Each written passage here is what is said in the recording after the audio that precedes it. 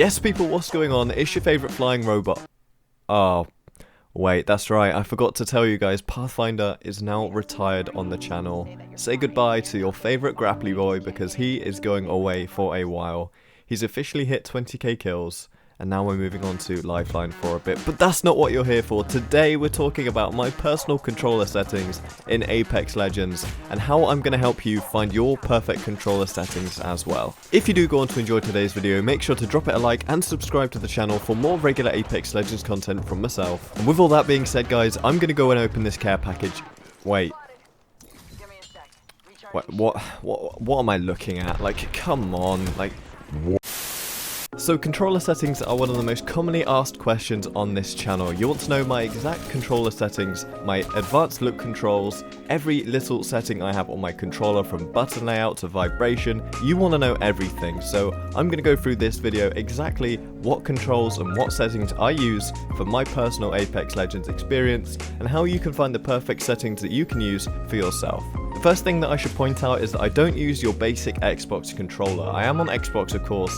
Even if I was on PlayStation or PC, I would use this same controller because personally, I find the Xbox controllers fits my hands the best as I have quite large hands. But the controller I use is the Razer Wolverine Tournament Edition controller. This gives me two paddles on the back of the controller to slide and jump with, which in my opinion is the most important thing you can have in a custom controller for Apex Legends. I highly recommend anyone taking the game seriously who plays on controller to make sure that you get a controller with paddles on the back, because for me that is absolutely vital in progressing your game. And I also have two buttons along the top of the controller, one of which I use for healing and the other one I use for reloading. When it comes to mapping which buttons and which paddles you want to do which action, that is all personal preference, and you should definitely just go with what feels best for you when choosing what to map your buttons to.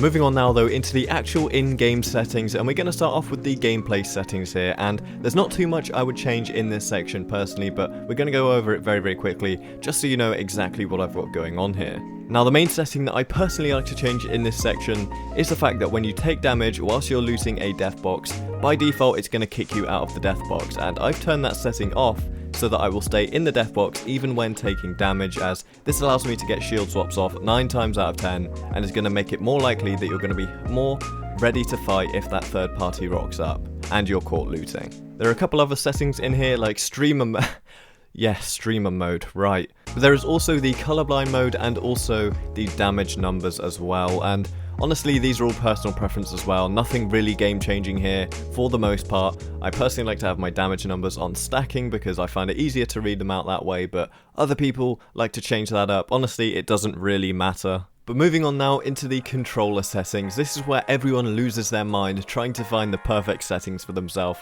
We're going to go over everything here that I use and how I can help you find the perfect settings for you as well. But we're also going to go over the advanced look controls for a lot of people who I know love to dive in and tweak things a little bit more seriously as well. Now as for button layout and the most of this top section here, I'm going to cover that later on in the video in the firing range, but moving on into the sensitivity, I play 5.4. Now honestly, so many people lose their minds changing their sensitivity all the time. It's personal preference. You don't have to go from video to video looking at ASU and Imperial House sensitivity. Honestly, you've got to find what works for you, because you are not Imperial Hal, you are not ASU. This is all personal preference, and you have to find what feels most comfortable for you when it comes to sensitivity. So I would say don't go off of what someone else is using for sense. Make sure you find what you feel most comfortable with, what you find it easiest to hit your shots with, and that's when you're going to be seeing the most success. I also play with vibrations on. That's just something I've been used to for my whole life. It's really not anything to do with Apex or affecting my aim or accuracy or anything like that. It's just something I'm used to, and it feels a little bit weird when I turn them off. So yeah, that's just a personal thing. Again, it's really not going to affect you in game like some people will tell you. All of my per optic ADS sensitivities are set to the basic numbers as well, so I haven't gone in and customized any of them. And last but not least, my field of view is actually set to 90. A lot of people freak out when they see this and go, "You should turn it all the way up. You can see so much more." Personally, this just works for me, okay? This isn't a problem in my opinion at all. I managed to find my way around the highest tier of lobbies, and FOV is not a problem. I've got good sound awareness, when the sound works in this game of course.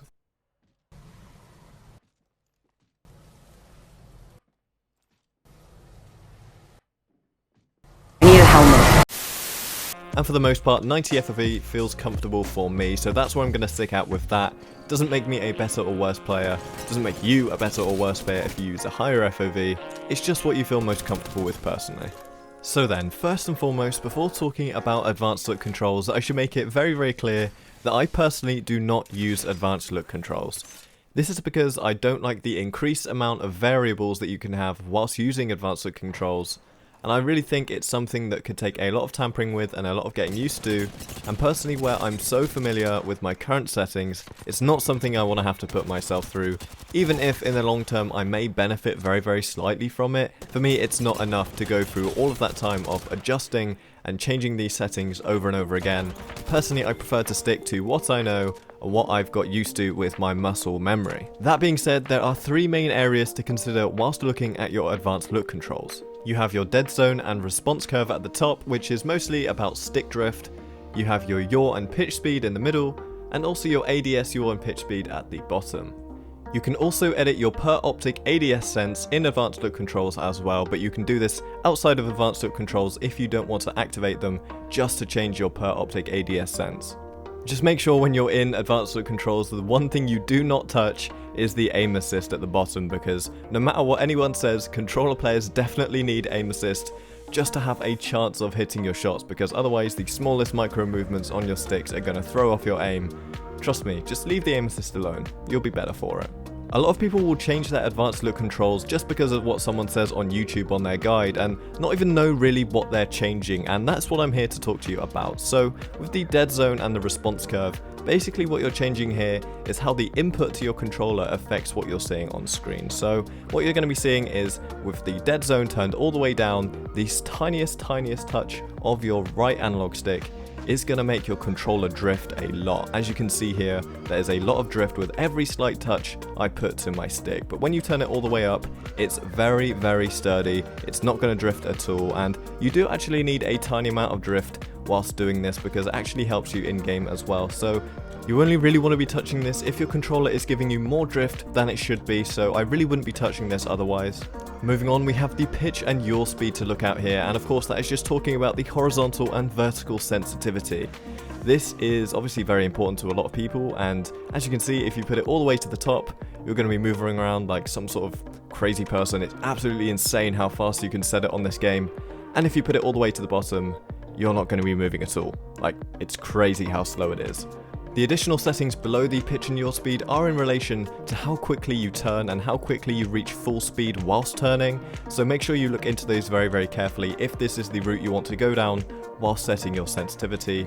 Be careful if this is the way you want to go whilst making your sensitivity perfect for you, because honestly this can become very temperamental and you can find yourself struggling to adjust in game if you're changing it all the time, so just be careful if this is how you want to change your sensitivity. And lastly, of course, we have the ADS pitch and yaw speed as well, which is the sensitivity that you have whilst looking down scope, and as you can see, again, this can go absolutely crazy if you turn it all the way up, so again, be very careful if you're changing your ADS pitch and yaw speed in this way, because it can be very temperamental, just like the normal pitch and yaw speed, and it can be quite hard to get used to if this is something that you're new to. Make sure when you're changing all of these settings, if you do want to do this, that you write down any settings that you currently have so that you don't lose them and you don't find yourself tampering with them forever to try and find your perfect settings again if you lose them. Just trust me, it's really worth making note of them if you do. Last but not least, we're going to cover the perfect button layout for you, and personally I will always recommend the button puncher layout for any players who aren't using an elite controller or any kind of customized controller with paddles, as it's going to allow for increased crouch spam with increased accuracy. You're not going to have to be messing around pressing B to crouch spam if you use this button layout, and you're not really going to be meleeing all that much, so it's not going to be all that important to have the melee button on the analog stick. It's way more important to have your crouch spam on the right analog stick. That's how I like to use it personally, and before I got a custom controller, that is exactly what layout I had. I used crouch on the right analog stick so that I was able to crouch spam a lot more effectively. The last piece of advice I have for you guys when it comes to settings is to find your own perfect settings.